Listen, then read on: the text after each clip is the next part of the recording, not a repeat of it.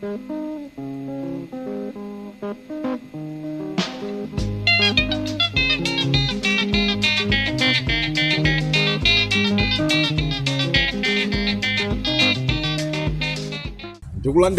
ku kanema wa Mzati komanso wireless ya Mzati ku programu ya Ndale mbuyomu. Ine dzina langa ndi Evans Matola ndipo mkonzi wa programu iyi ndi Joe Somera.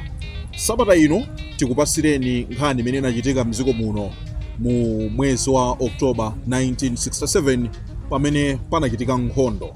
Panali kagulu ka anthu kamene katachotsedwa mu ulamuliro wa Kamuzu adapanga chisankho chomugwetsa Kamuzu.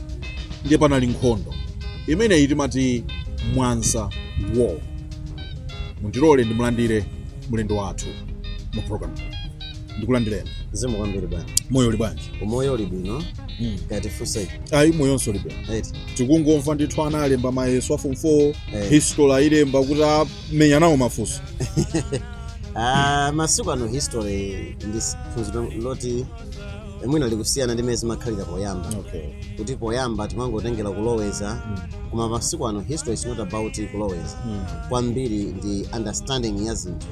Nde ikumafunanso kuti ukhale ndi upange develop critical thinking. Yes. Uziganiza kuti zimene akufunsazi akufuna nthawi zoti chani.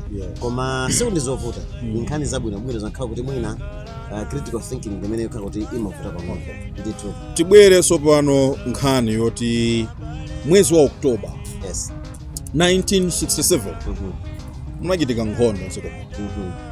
Achina Yatuta CHISIZA achina Frank Jia anamenya nkhondo.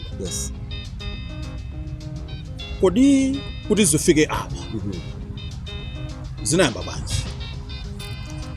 Ndizoona kuti 1967 kuyambira pakhale pa 2 Oktoba mdziko muno munali nkhondo. Ngakhale kuti anthu ambiri sadziwa amati dziko la Malawi sinakhale pone nkhondo nayi nkhondo mu 1967. Ndiye nkhondo imeneyi imakhudza anthu amene anathawa mdziko muno kuyambira 1964 amene anakabisala maiko akunja. Ambiriwa amakabisala mdziko la Tanzania. That is soon after independence. That is cabinet crisis ya 1967 imene inachitika the very same month ya inayamba mwezi tingoti inayamba kwambiri mwezi wa August mpana kumayambiriro kwa September. Pamene Dr. Banda sankagwirizana kwambiri ndi zina mwanduna zake makamaka kuchifukwa cha kukhumudwa kumene zina mwanduna zake zinali nazo pa Dr. Banda potengera ndi mene Kamuzu ankayendetsera dziko lino. Chifukwa mene ankapanga kampeni yonse kumenyera ufulu wa dziko lino mene chipani cha Malawi Congress Party chimatenga utsogolo wa dziko lino. Anthu anayi ndi voice imodzi komanso madziwa kuti tikatenga boma dziko tiyambira kuyendetsa motere. Chinthuchi sichikhala cha munthu mmodzi.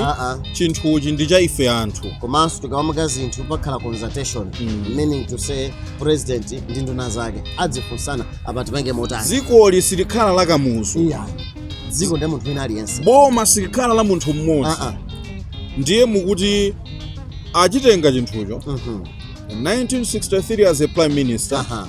1964 takhala ndi flag yathu, constitution yathu, chilichonse as a republic. Independence yayamba. Ndiye mukuti anamba kusintha kachibeka zinthu. Ndimanena kuti cabinet yoyambirira imene Dr. Banda anali nayo ndimanena kuti munali ma genius. Komanso not only my genius komanso kuti unali anthu amene anali opanda mantha. Mwina zikhoza kusiyana pang'ono ndi mene zikhalira masiku ano kuti pena pake anthu mwina cabinet ikhoza kumakanika kuti ikhoza kumudzudzula mtsogoleri pa zinthu zina zimene zikulakwika. Takhala tikuona zitsanzo zambiri kumene kuti komatu mtsogoleri uja pakuti paja pakulakwika. Koma simudzaona mwina cabinet minister akulankhula mosemphana ndi zimene zikuchitika mdzikomo. Nthawi zonse akafunsidwa amayesetsa kuti alankhule moyikira kumbuyo chinthu chimene mtsogoleri chakupanga ngakhale kuti chinthucho mwina chikupsinja Malawi ambiri. Nanga siya pali mawu amene amanena kuti sungalume chala chimene chimakudyesa. Ndi I think mwina Ndale zapano ndisiya zoti amadziwa kuti once pakhala lishafo ndiye kuti ndikhala kunja. Mwina nkhani zake zimakhala ngati zimene zozo koma kuti ngakhale kuti mwene kuti sulu machala chimene chokudyetsa koma ngakhale chalacho chikakhala kuti nchovulala dulani basi ndichimadula basi. So ndiye tuli kubwera m'mbuyomu kuti first cabinet imene inali ya boma la Kamuzu inali ndi ma genius. Situnena kuti pano kulibe ma genius, aliponso ma genius koma tikudzaphatikizirapo kunena kuti anthuwo anali opanda mantha. Chifukwa tikamerekeza Dr. Banda amene analili Dr. Banda mwina sitingayerekezenso ndi atsogoleri amene takhala nawo kuno kuti anali munthu opsa muzochitika zake. Was no nonsense man. No nonsense. Ndipo si munthu amene kuti amatha kufunsa maganizo kwa nduna zake mukachibeka zinthu. Nde chifukwa cha kusafunsa maganizo kwa nduna zake zimene zizi ndi zimene zinayamba kupangitsa kunena kuti Dr. Banda ndi nduna zake ayambe kusemphana tsopano. Chifukwa chake panakupita just only 3 to 4 weeks titayandira floor dziko lino pamene kuna that was 6 July. 6 July. Okay. Ende kungopita mwina just 4 weeks ndipende tsopano kunayamba mpungwe mu boma la Malawi limene timati cabinet crisis. Okay. Yetu. Chobwe ndiye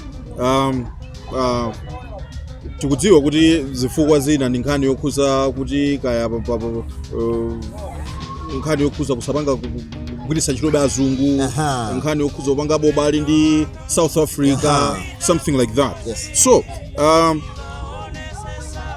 kuchoka pamenepa nduna zina zachoka. Yes. Cabinet ya Sandanthu ochepa achina Yatuta CHISIZA achina Muwalo ndi azinzawo. What happened kuti tifike pamenepa? Yeah, chifukwa cha cabinet crisis ya 1967 ya 1964 anthu ambiri ngati na Yatuta CHISIZA anapanga chisankho chothawa mdziko muno ndipo anakakhala mdziko la Tanzania. Kuchoka ku Tanzania ndio amene tsopano anayamba kulumikizana ndi dziko la China kumene anawapatsa training ya usilikali. Chifukwa anthu atapita kumeneko inali nkhani yofuna kupanga kuti dziti kunapangidwa ma political parties. Chimodzi mwa zipani zimene zinali ngati ufulu umodzi Malawi Africa chimene mafremo ndi zipani zina zimene zolinga zawo ankakhulupirira kuti tsiku lina lake tidzabwerera ku Nyasalande ndipo tidzakachotsa ulamuliro wa Dr. Banda tidzakamchotsa Dr. Banda pampando. Ndiye kuti zimene zitheke zimafuna kuti suti zingachite kudzera pa voti zikufunika kuti azipange pogwiritsa ntchito nkhondo. Ndifukwa chake dziko la China linayamba kupereka training kwa anthu amenewa. So pachita cabinet crisis achina Yatuta CHISIZA athawa. Atathawa aim yawo inanena kuti we should come back and fight him. That was the only way imene akanachotsa Dr. Banda. Tamenyera limodzi nkhondo mwatika kunja chinthuchi mwachitenga chanu we'll come back and fight against you. Chimene chimayenda maganizo mwawo chine chimenechi ndipo kuthawa mdziko musunayi kuthawa kuti akukabisala kumene kuwapanga prepare kuti tsiku lina adzabwerenso mdziko muno adzamchotse Dr. Banda pampando. Okay. Yeah. Okay. So China akulowa pati chimene chinapanga interest China kuti tikupaseni training ya usilikali, tikupaseni zida za nkhondo mukwanilise zothana ndi Kamuzu. Interest yawo inali pati. Okay, gulu lachina Kanyama Chume Yatuta CHISIZA ndi ena zimene iwo ankaganiza kamene kuti ma political ideologies awo anali ofanana ndi ma political ideologies amene Julius Nyerere ku Tanzania anali nawo komanso chimodzimodzi dziko la China. Chifukwa gulu lachina Yatuta CHISIZA anali ma socialist.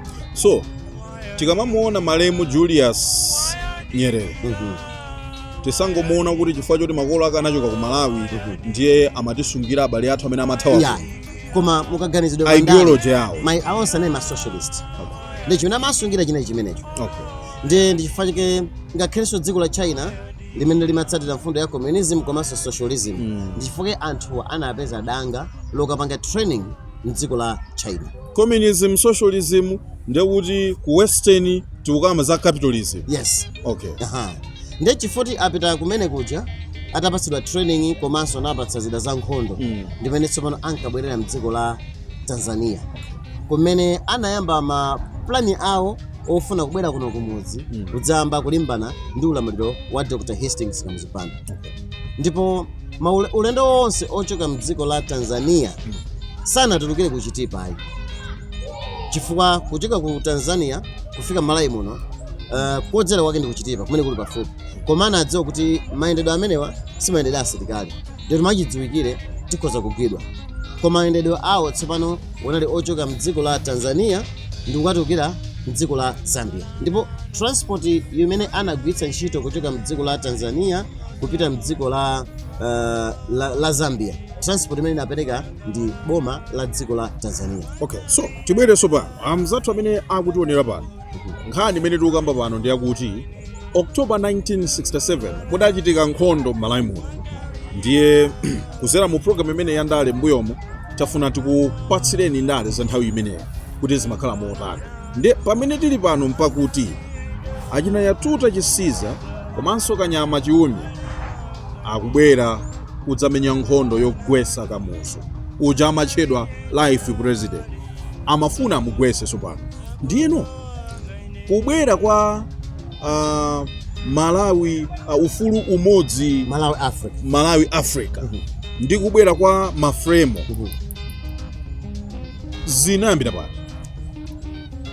Kunali zipani zambiri zimene zimapangidwa, si chipani chokhacho. Kunali ngati ufulu umodzi Malawi Africa, mafremo komanso even Lesoma. Zinali zipani zimene zimapangidwa ndi Amalawi amene amathawa mdziko kuno kupita kunjaku. Zolinga zawo zonsewa zinali zofuna kuzagwetsa Dr. Banda. So amene zipani zimene zazipanga form anazipanga kusana zipangire kana zipangira kunja komwe. And agwezana kuti under this banner tikathane ndi KAMUZU. Tikathane Dr. Hastings KAMUZU Banda. Now akubwera transport dziko la Tanzania muti lapereka. Ndimene lapereka kuchoka ku Tanzania kufika mdziko la Zambia. Inapereka ndi boma la Mwalimu Julius Nyerere. Chimodzimodzinso kuchoka ku Tanzania kufika ku Mozambique. Transport yochoka ku Zambia kupita mdziko la Mozambique anapereka ndi boma la dziko la Tanzania pansi pa ulamuliro wa Dr. Kenneth Kaunda. Chifukwa nayenso Kenneth Kaunda was a socialist. Chifukwa the thing is that my first African presidents soon after independence ambiri mwa iwowo anali ma socialist. Chifukwa pomenyera ufulu wa azungu thandizo lawo linkachokera mdziko la China kapena Cuba kapena ku Russia. Ndengati thandizo lawo limachokera mayiko amenewo pofuna kulimbana ndi boma la Angerezi. Atsogoleri atalowa pa mpando anasankha kuti wakhala ma socialist. Ndi chifukwa chake Dr. Kenneth Kaunda pogwirizana maganizo pa Ndale ndi gulu lake la YATUTA CHISIZA onsewo ma socialist. Ndi chifukwa Kenneth Kaunda anapanga provide transport ya anthuwa kuti akatuluke mdziko la Mozambique kumene tsopano anayamba kuyenda pansi ndi kulowa mboma la Mwanza. Mphepo simampeza KAMUZU kuti kukubwera atu intelligence tili ndi national intelligence. Yes. Nthambi ya ukawuzitape. Yes. Imati chani? Nthawi imene mayendedwe awo ochoka kuti akuyenda kufika kuti zimenezo KAMUZU zidziwe. Koma kuti azindikire kuti mdziko muno kwabwera gulu la chilendo. Zimenezozo anazidziwa kuchokera kwa anthu amba mmodzi. Ndiye kuti mwina pamenepo intelligence mukuyina nayo. So uja munthu uja amatchedwa kuti usayankhule KAMUZU akumva. Amamva tu KAMUZU. Amaona tu KAMUZU. He failed to detect his own enemies. Zimene zinawangolankhula pofuna kuwapseza wanthu. Okay. Chifukwa kunali ndifuna kubweretsa silence pakati pa wanthu kuti ukamalankhula zinthu zina zokhala kunyoza KAMUZU kali kusanjika kali ali ku nyumba yake kulilongo zonsezo Dr. Banda amamva zimankhala kuti zongofuna kubweretsa mantha pakati pa wanthu. Ananesi if it is God ndi kuti itokhala nkhani ina koma yona kuti munthu kuti mwina ngati imaganika kumva munthu unomakhala mwina 10 meters away kulankhula monongo na wina osamva ndiye kuli bwanji munthu kuti mwina ali mtunda wa mwina 300 kilometers kapena even 10 kilometers ndiye kuti amakhala kungobweretsa mantha mwa anthu kuti anthu samankhule zoyipa zake. All this long MIP inaliko. MIP was already there. Failed to detect. Okay, MIP anango yoteteza Dr. Banda. Okay, so MIP inali yofuna kuteteza Dr. Banda. Ndi mwina nkhani ikulu kale ya intelligence mene mukuyenda nayo. Koma kuti chifana also ndi anthu. Ngakhale kuti ali anthu, ngakhale ali silikali ndi anthu. ndesi kuti angadziwe angakhale ndi upangiri ozindika kuti mdziko muno mwabwera zinthu zakuti chifukwa ndanena kuti kubwera kwa gulu limene la YATUTA CHISIZA amene anali azibambo okwana 17 analowa mdziko muno analowa kuti boma lizindikire oyamba kuzindikira anali anthu amodzi chifukwa atafika mboma la Mwanza andi pamene anayamba ulendo wawo oti malinga ndi plan imene anayipanga ndipo akuti amayenda ndi usiku wakhala masana amapeza kuti basi amakhala malo amene iwowo abisala kukada pakati pa usiku ndimene amayenda ulendo wawo kuti mogwiza ndi plan imene iwowo anayipanga anaso plan yawo so akubwera sono mukuti akulowera achoka Tanzania alowa Zambia Mozambique ku Malawi kuno akubwera lina liliti akulowa sopano. That was on 2nd October 1967. 2nd October 1967 achina YATUTA CHISIZA akulowa alowera ku Mwanza. What happened next?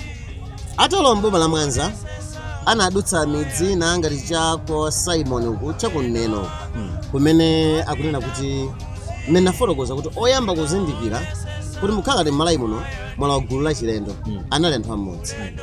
Anthu amodzi sikuti anachita kwaona anthu ayi akuti anthu amodzi amadabwa kuti kukacha mammawa m'minda mwawo mmene munali nzimbe amapeza kuti minda mwayo nzimbeyo mukuoneka kuti nzimbe zina zacholedwa zadyedwa ndi anthu ndikuti muli makoko komanso nzimbe zina zapita koma pambali pa nzimbeponso akupeza kuti mundamo mwayikidwa ndalama zimenezo zimene anthu zinayamba kuwapatsa mantha kuti mukuoneka kuti kunabwera anthu anatijira nzimbe zathu komanso atadya nzimbezo zikuonetsa kuti anthuwa atenga ndalama ndikusiya ndi zimenezo ndi pamene anthu anayamba kupanga ripoti ku polisi zimene tsopano zinapereka attention ku dziko la Malawi kuti china chake mdziko muno chachitika ndi amatiso akapita kumalo kumene kuti amayapange afuna aone madindo nsapato zawo awapeza kuti nsapato zimene anavala sizimaoneka kuti kodi munthu amalowera uku kapena kulowera kuti inangati plan imene amafuna kuti atakhala kuti boma la dabwa lilephere kuzindikira kuti anthu amene abwerawa akulowera kuti so anangati tikungokamba chiumye anthu anepo kuna 17 okay anthu onse anepo kuna 17 maina awo mukuzotchula okay we singathe kutchula ena mwayo ndimuyeta kamba za YATUTA CHISIZA Lutengano Mwahimba George Kanyanya Frank Gia ndi ena ndi imene gulu YATUTA akhali pomweyo YATUTA ndamene nachula kale mwina ena akuzozotero matu cabinet crisis tukamba nkhani zachi na chipembera tukamba nkhani zachi na Alton Chira anali kuti iwo ndamene achina okay kuthawa kwa anthuwa amalowa madera osiyanasiyana ngati Masaku Chipembere sanathawe mdziko muno iyeyo ndi amene anayambitsa gulu lake la anthu okwana 400 limenenso linayamba kulimbana ndi boma ndi imenenso ndi history ine yapadera koma ti mwachidule ngona kuti anyamata ake ndaja anaka we killed kuzomba anaphera kuzomba yes okay ndithu so almost 17 alowa mdziko muno apolisi alandira intel kuchokera ku ma community what next ndi pamene tsopano boma linayamba kupanga respond kulumikizana ndi asilikali a dziko lino kuyamba kulalondola kuti anthu kwenikweni ali pati ndi akuti anthuwa plani yawo inali yoonera kuti amayenera kuti awoloke mtsinje wa Shire akawoloka mtsinje wa Shire atulukire cha kuchileka akatero plani inali yoonera kuti akapanga plani imeneyi apitilire mpaka nakafike pa phiri la Ndale pa phiri la Ndale akakhazikitsepo kampu yawo ndiye kuti akayamba nkhondoyi adzipanga operate kuchokera pa phiri la Ndale komanso nthawi yomweyo adzilumikizana ndi asilikali kuzomba mchonga kuti awathandize pofuna kulimbana ndi ulamuliro wa Dr. Banda which means plan yawo inayoti chifa tikatenga mawu a KAMUZU called them as rebels they were rebels mawu a KAMUZU they were rebels ndi how come kuti ma rebels azikalumikizana ndi asilikali adziko plan imene anali nayo inali imene sindikuna kuti analumikizana ndi kuti plan yawo inali yonena kuti akachoka kumene kakoloka mtsinje wa Shire akafike pa phiri la Ndale akayikepo kampu yawo then ayambe kulumikizana ndi asilikali ena kudzera kuzomba mcholinga kuti asilikali ena a dziko lino agwirizane ndi gulu limeneli mcholinga chofuna kulanda ulamuliro wa Dr. Banda. That was just the plan, koma it did not happen chifukwa mmene anali kumwanza komweko pamene boma litazindikira kuti mdziko muno mwabwera anthu achilendo, asilikali achilendo, ndi pamene tsopano asilikali a dziko lino president a police anayamba kulondola anthu aja. Ndi chifoti anthu aja nena kuti plan yoti afuna awoloke mtsinje wa Shire, koma malingana ndi mmene amafotokoza gulu limeneli amanena kuti chifukwa choti kunja kunkacha ndi amaona kuti paja ulendo wathu tikumayenda ndi usiku sitingakwanitse kuwoloka mtsinje wa Shire kunja kudakayera ndi kuti tikhoza kudziwidwa. Pamene mbali ina ya boma imanena kuti anthuwa anakanika kuwoloka mtsinje wa Shire fa sanadziwe kuti kuwolokako tiwoloka motani. Ndi chifukwa cha zonsezi asanakwanitse kuwoloka mtsinje wa Shire makamaka pamene pakumana mtsinje wa Lisungwi ndi Shire, ndimene anagaza kuti tingokhala malo ena tikudikira kuti kunjaku kutani kuti kudenso tikateri dzipeza ulendo wathu. Ndi mu nthawi imene amadikira kuti kunja kukude ndimene tsopano kunapezeka kuna kuti asilikali dziko lino anamba kuwatsatira. Ndimene atazindikira pamalo pamene pankabisala Yatuta Chisiza komanso Totengani Mahimba ndi anthu ena, ndi amene tsopano anapezeka kuti kuomberana kunayamba. Ndipo kuomberana kumene kunkachitika apa ndi kumene kunapangitsa kunena kuti Yatuta Chisiza komanso Totengani Mahimba aphedwe pompo komanso anthu ena avulazidwe. Malingana ndi imene nkhondo ili mkati, dziko la Malawi linalumikizana ndi dziko la Southern Rhodesia. Mu nthawi imene Southern Rhodesia lili pansi pa ulamuliro wa Angereza, that is Zimbabwe. Ndipo mzungu wina ndi amene anathandizira kwambiri asilikali a dziko la Malawi, ndipo amene anaombera Yatuta Chisiza ndi Totengani Mahimba anali mzungu ameneyo. Chifukwa mu nthawi imene nkhondo ili mkati, kuombedwa kwa Yatuta Chisiza kunali kunena kuti kunali chida cha mphamvu chimene amachigwiritsa ntchito. Ogwiritsa ntchito ndani? Gulu lachi na marebels amene kwafotokozawo. Ndi akuti anaponya mzinga ndi pataphulika pamalo paja kudakhala kuti nthaka kwadzadza fumbi lokhalokha. Ndi kuti zitachitika zimene zija tsopano m'maganizo a Yatuta Chisiza namadziwa kuti mzinga ndaponya uja ndi kuti mwina wavulaza anthu ambiri. Ndi kudakhala kuti kwachita bata ndi pamene Yatuta Chisiza anatuluka kuti aone mmene chinthu chija chanali kuti chaonongera. Mu nthawi imeneyo ndi pamene tsopano mzungu ndikufotokoza uja anatulusa mfuti ndikuombera Yatuta Chisiza. Ndi Yatuta Chisiza ndikugwa kenako imene adzaombera tsopano Totengani Mahimba. Ndi kuti anthu awiri amenewa anafera pomwe, ndipo anthu ena amene anali nawo limodzi ena anaomberedwa ngati Frank Gia anaomberedwa chapaphewa apa, ndipo ndi amene anakwanitsa kuthawa ndi kubwerera mdziko la Zambia. Ndipo ena mwa anthu amene anagwidwawo ndi amene tsopano anazengedwa mlandu owukira boma, ndipo chilango chawo chinali china kuti anthuwa anyongedwe, ndipo ena mwa iwo anaphedwa. Ndipo thupi la Totengani Mahimba komanso Yatuta Chisiza analitengera ku chipatala chachikulu cha Queen Elizabeth Central Hospital, kumene anayamba kuitana anthu kuti adzipita adzikaona thupi la Yatuta Chisiza komanso Totengani Mahimba. Cholinga chawo chinali chofuna kubweretsa mantha kwa anthu kuti ngati pangapezekenso wina amene akhoza kukhala ndi malingaliro ndi maganizo ofuna kugwetsa Dr. Banda azakumana ndi zimene Totengani Mahimba komanso Yatuta Chisiza anakumana nazo. So that was the end of Yatuta Chisiza komanso ndi ena mwa anthu amene anali nawo. Komabe ngakhale kuti gulu lina linakhala kuti mwina mission yawo was not accomplished malingana ndi mene anafunira, ena amene anathawa anakhala ali ku Zambia mpaka anayamba kubwera mdziko muno ma 1993-94 pamene tsopano Ndale mdziko muno zinasintha kuti ulamuliro wa Dr. Banda unathera panjira unatha tsopano pamene anthu ena anayamba kutulukira mdziko muno. Komabe sikuti kuphedwa kwa Yatuta Chisiza ndi Totengani Mahimba ndi anthu amene anavulazidwa kunali kuti kutha kwa ulamuliro akamena kuti khalidwe lofuna kutha ndi Dr. Banda.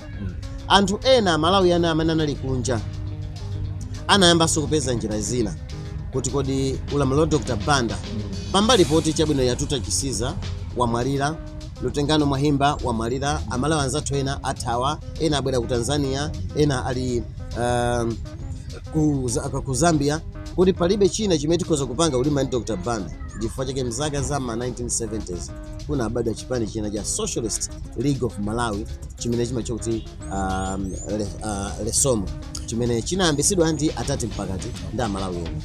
Tisanafike kumeneko, anthu amenewa anali ndi zida zochuluka bwanji, amayenda nazo mota.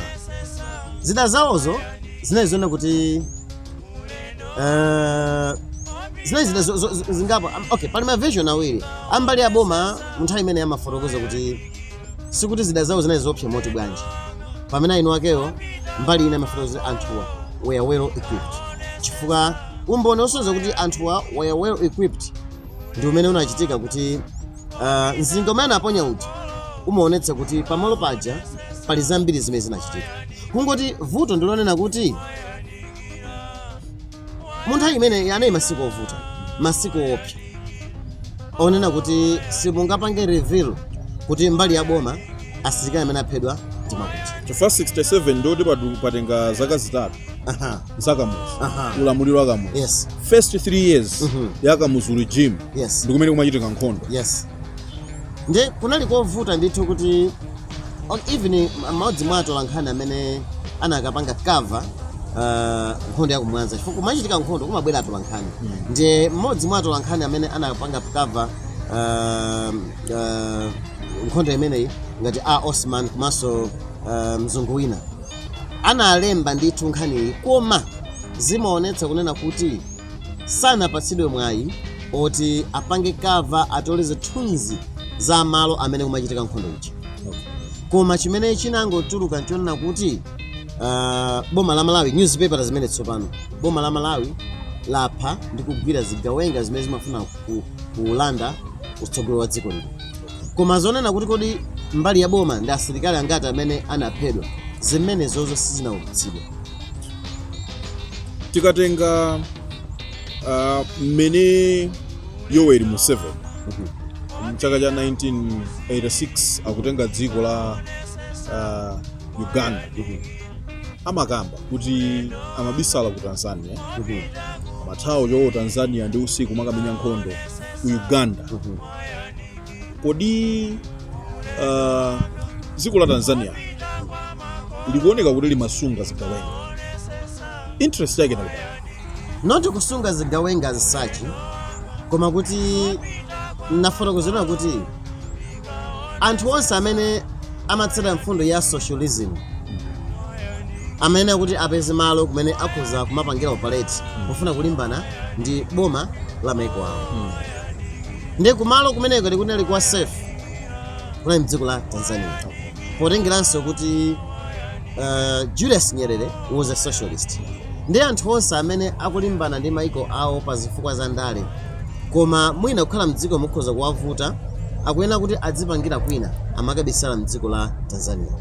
Chifukwa ngati ukamba za ku Uganda zikutanda zina kuti kuchokera ku Uganda, kuchokera ku Tanzania kupita ku Uganda sikuti from maiko onsewo ali ku East Africa. So inayi ngati it was a strategic location imene Museveni komanso even khale kuno ku Malawi kuti apange operate amene wazichoka mdziko la Tanzania. Chifukwa onsewo ndi ma socialist okawo ayetu. Chabwino.